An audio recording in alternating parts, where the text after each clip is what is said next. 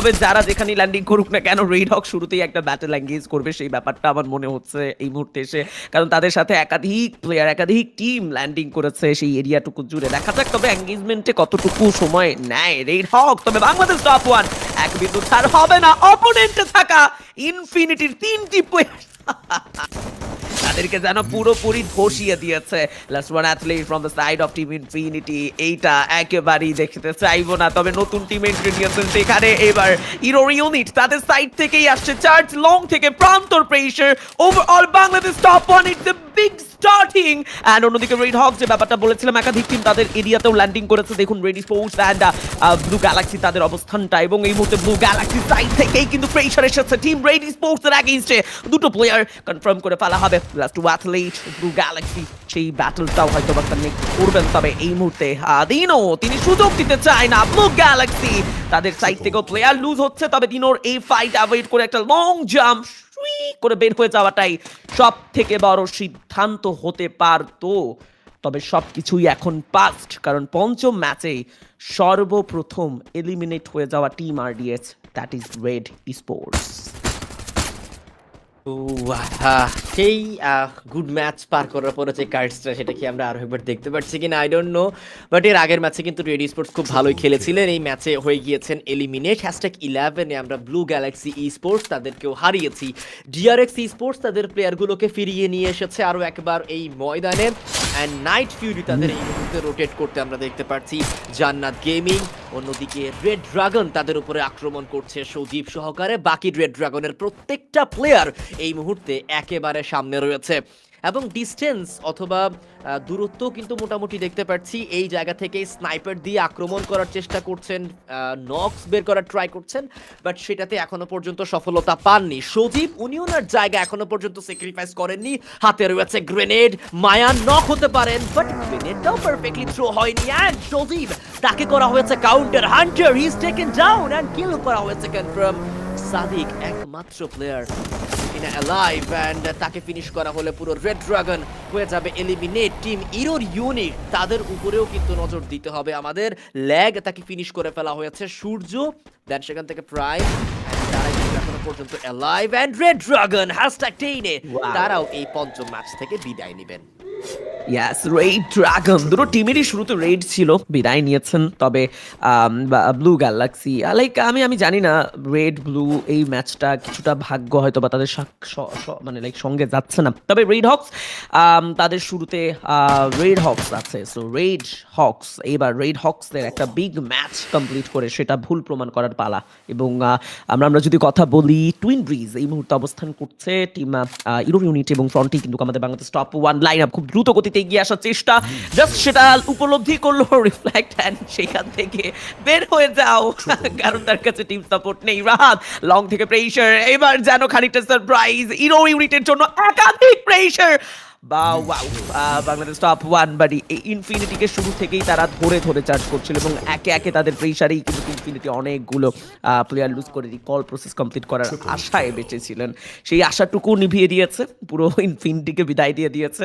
এবং last 8 team সেই জায়গায় Bangladesh top one starting A with 10 elimination point. আমার কেন যেন মনে হচ্ছে আরডিএস দেখো লাস্ট মুহূর্তে গিয়ে যদি by any chance Bangladesh top one একটা বিগ ম্যাচ কমপ্লিট করতে পারে, তবে রেড হকসদের জন্য তাদের প্রতিনিধিত্ব বা তাদের এগেইনস্টে সেভাবে প্রতিনিধিত্ব করার জন্য বাংলাদেশ টপ ওয়ানের সেই ক্যাপাবিলিটি রয়েছে। রাইট নাও ব্লেড অ্যান্ড রাহাতকে তুলে নেওয়া হবে আরও একবার সেই জায়গায়। ইরো ইউনিট তারা ব্যাক করেছেন ব্যাটলে, পুরোপুরি অ্যাগ্রেসিভ ভাবে ব্যাকটা করেছেন। নেজাদ অ্যান্ড কুট্টুস অবস্থান করছেন, ব্যান্ডিং মেশিন খুব দ্রুত হয়তো বা রিকভার করতে চাইবেন তাদের সেই চমৎকার দুজন অ্যাথলেটকে রিকভারও করে নিয়েছেন। কুট্টুস রিকল প্রসেসটা কমপ্লিট করেছেন। তবে ওভারঅল রেড হক 7 এলিমিনেশন, এই নাম্বারটাকেও আমি কম বলবো না।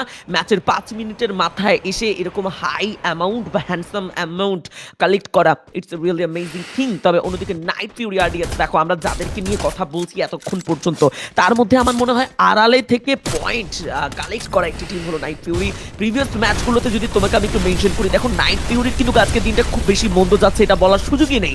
একটি বিগ ম্যাচ তারা শেষ করেছে, প্রিভিয়াস ম্যাচগুলোতে তাদের হয়তো পজিশনে আমরা বুঝা পাচ্ছি না, তবে তারা অল ওভারঅল এলিমিনেশনই কিন্তু বাজিমাত করছে প্রত্যেকবার। এই মুহূর্তে এসে জানা গেমিং ভালো একটা শট, ক্যাপ্টেন স্নাইপার শটে ফোকাস করেছে ফ্রন্টে থাকা প্লেয়ার এক্সটিইর সেই অ্যাথলেটিক রিকল প্রসেস কমপ্লিট হলেও জান্নাত গেমিং যথেষ্ট মারকুটে ভঙ্গিতে খেলছে। লং থেকে আরো কিছু চার্জ বম্বোলা উইনচেস্টার, কোনো ছাড় নেই জান্নাত গেমিং এর সাইড থেকে। তবে লবি যেহেতু স্ট্রিং করছে, ধীরে ধীরে টিমদেরকে এগিয়ে যেতে হবে। সো সেই জায়গায় আমি অন্তত প্রেফার করবো আগে থেকেই যদি সেফ জোন ক্যাচ করা যেত, প্রেডিক্ট করে সেফ রোটেশন নেওয়া যেত, হয়তো বা টিমরা অন্তত লাস্ট জোনে গিয়ে কিছুটা নিশ্চিন্তে তাদের অবস্থানটা ক্যাচ করতে পারতেন। এক্স্যাক্টলি। হ্যান্ড নাও জান্নাত গেমিং দলটাকে কিন্তু এখনো পর্যন্ত আমরা রোটেশনেই ব্যস্তদের দেখতে পাচ্ছি। অ্যান্ড দেখা যাক তারা পরবর্তীতে প্রতিপক্ষ হিসেবে কোন দলকে পায়। নাইট ফিউরিকে নিয়েই এতক্ষণ যাবত আমাদের অনেক বেশি আলাপ আলোচনা চলছিল, দলটির দিকেও আমরা অনেক বেশি পরিমাণের এই ম্যাচে ফোকাস থাকবো। অ্যান্ড দেখা যাক আপকামিং যে দুটো ম্যাচ রয়েছে, আই মিন এই ম্যাচটা নিয়ে এর পরবর্তীতে যে আরও একটা ম্যাচ হবে, সেই দুই ম্যাচে এই দলটা কিরকম খেলতে পারে। এখনো পর্যন্ত টিম রেড হক্সের সামনে পড়েছিলেন এবং তাদেরকে হতে হয়েছে কিছু প্লেয়ার ফিনিশ, অ্যান্ড বাট আবারও কিন্তু সেই প্লেয়ারগুলোকে ফিরিয়ে নিয়ে আসা সম্ভব হয়েছে। জান্নাত গেমিং এবং টিম রেড হক্সের মধ্যে দূরত্ব কিন্তু অত বেশি নেই, এই দুটো দল একেবারে কাছাকাছি রয়েছেন। ফাইট ইনিশিয়েট হতে পারে যে কোনো মুহূর্তে। টিম রেড হক্স ইতিমধ্যেই 10টি এলিমিনেশন গ্র্যাব করেছেন, বাট দেখুন বিডি টপ ওয়ান তারা এই ম্যাচে যথেষ্ট অ্যাগ্রেসিভনেস দেখাচ্ছে, বিকজ দে নো কি আমরা আমাদের গত ম্যাচটা অত ভালোভাবে শেষ করতে পারিনি, গত ম্যাচে অত ভালো পয়েন্ট আমরা সংগ্রহ করতে পারিনি। এই ম্যাচে অ্যাগ্রেসিভ খেলতে হবে, এই ম্যাচে ভালো পয়েন্ট সংগ্রহ করতে হবে, আদারওয়াইজ সেই চ্যাম্পিয়ন হওয়ার মতো যেই জিনিসটা প্রয়োজন সেটা তাদের মধ্যে থাকবে না। জান্নাত গেমিং এই মুহূর্তে আক্রমণ করেছেন রেড হক্সদের উপরে। রেড হক্স ইতিমধ্যেই বুঝতে পেরেছেন তাদের দিকে এসেছে আক্রমণ, আর #8-এ এলিমিনেট হতে হবে নাইট ফিউরিকে।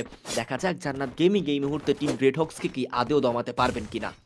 জান্নাত গেমিং একটা বিগ চ্যালেঞ্জ তো ছুড়ে দিল আরডিএস, তুমি রেড হক্সকে ডমিনেট করতে হবে, প্রেসারটা অনেক বেশি। রেড হক্স শুরু থেকেই মারকুটে ভঙ্গিতে খেলছিল, তবে ফ্রন্ট লাইনে বাংলাদেশ টপ ওয়ানের একটি প্লেয়ারকে দেখছিলাম এন্ট্রিতেই, শুভ মাহফুজ বাংলাদেশ টপ ওয়ানের সাইড থেকে ফায়ার পাওয়ার শো করলেন।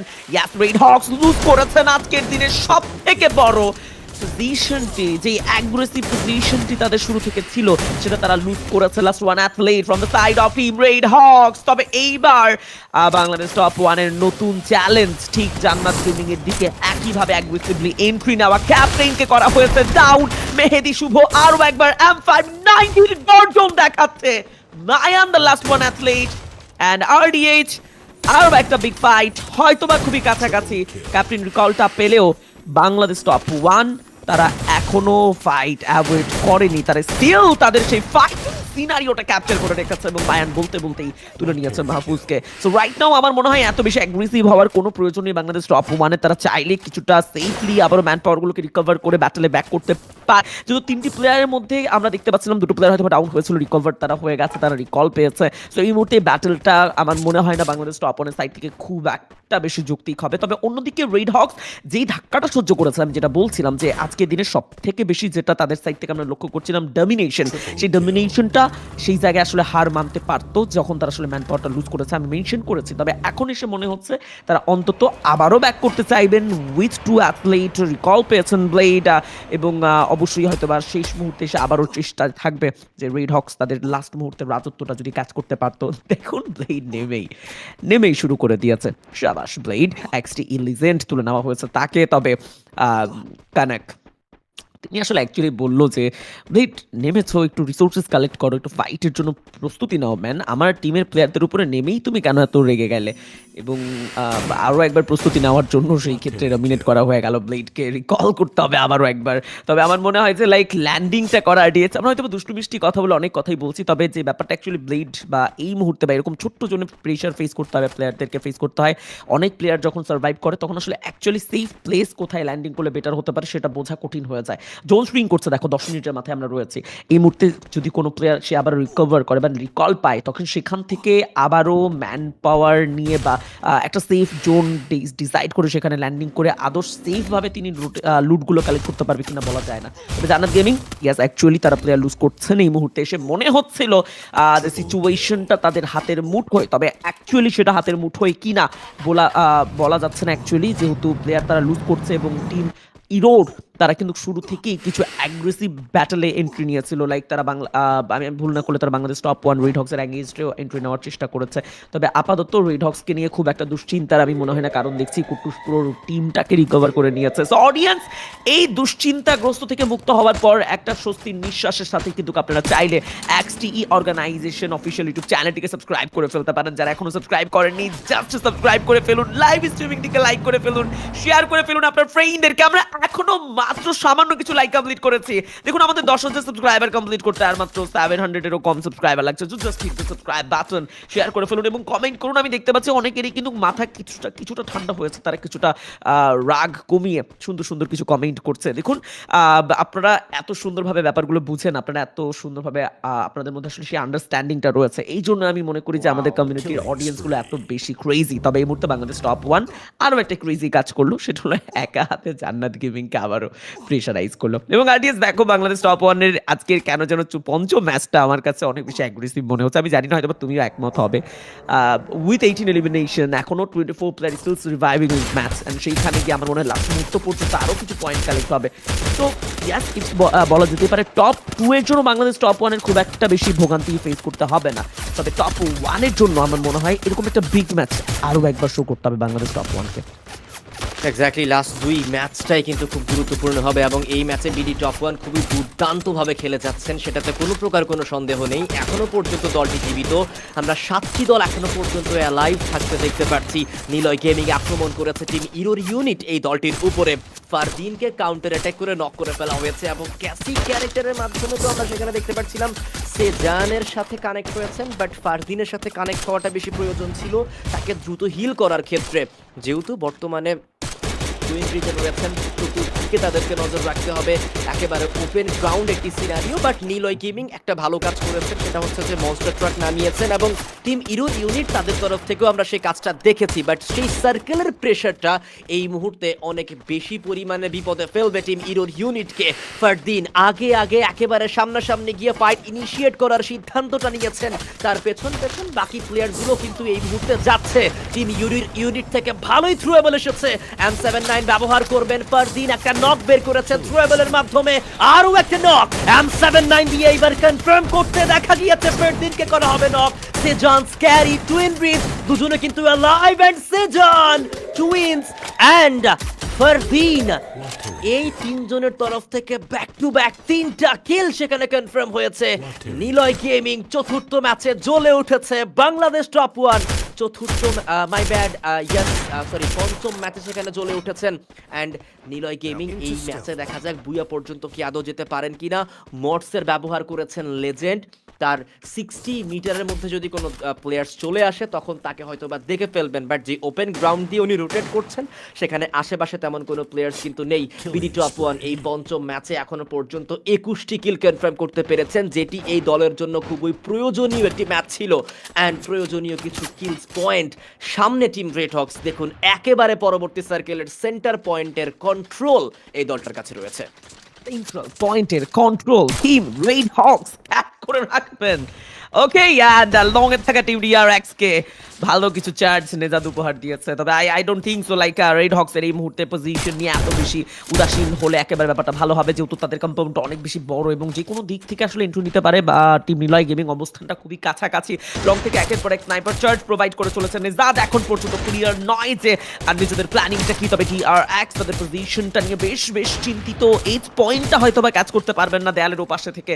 এই পাশে আসলেই সেখানে একের পর এক স্নাইপার চার্জ যেন তাদের দিকে ধেয়ে আসছে। অন্যদিকে ব্লেড তিনি ঠিক অন্য প্রান্তে অন্য মুখের দিকে চলে গেছে, সেই দিকেও কিন্তু প্রেশার দেওয়ার অপরচুনিটি পাবে। এই মুহূর্তে শর্ট রেঞ্জে আরো একটা গ্রেনেড।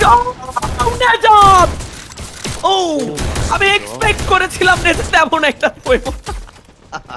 বাট ইয়াস, অপোনেন্টকে পুরোপুরি বৃদ্ধ আঙুল। And at last BaitRaid they are completely eliminated. Last 3 team RDH XT তাদেরকেও বিদায় দেওয়া হয়েছে এবং লাস্ট 3 টিম সেখানে Niloy gaming, Nejad and Bangladesh top 1 Nejad নয় red hawks, I mean like Bangladesh top 1। তো ওভারঅল দিস 3 টিম সেখানে কুটুস আবারও ওয়েট করছে।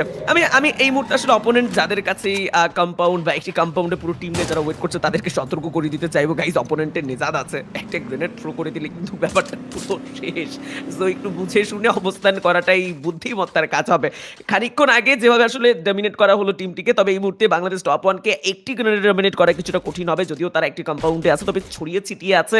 তবে এই মুহূর্তে প্রান্ত, মাহফুজ প্রত্যেকটা অ্যাথলেট সেখান থেকে বের হওয়ার সেই অপরচুনিটিটা পাচ্ছে না। কারণ রুফটপে ঠিক রেড হক্সের মাথার উপরেই কিন্তু দাঁড়িয়ে আছে টিম নিলয় গেমিং। নিচে নামতে চাইবেন না অবশ্যই সেই জায়গায়, তবে আরডিএইচ রেশিওটা দেখো কতটা কাছাকাছি।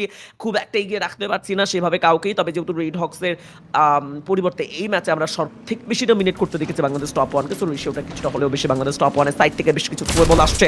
তার ওকে এবার সিনারিওটা Nice. ইকুয়াল হতে পারে, কারণ বের হয়ে এসেছে বা নিচে নেমে এসেছে নিলয় গেমিং এ। এখন একটা সুন্দর রোটেশন কমপ্লিট করতে পারবেন রাহাত। ভালো কিছু শট কানেক্ট করেছে, ডাউন করেছে। তবে আরডিএইচ কি মনে হয় কে নিয়ে যাবে? বুইয়া এই মুহূর্তে এসে দুটো বাঘা টিম লবিতে টিকে আছে।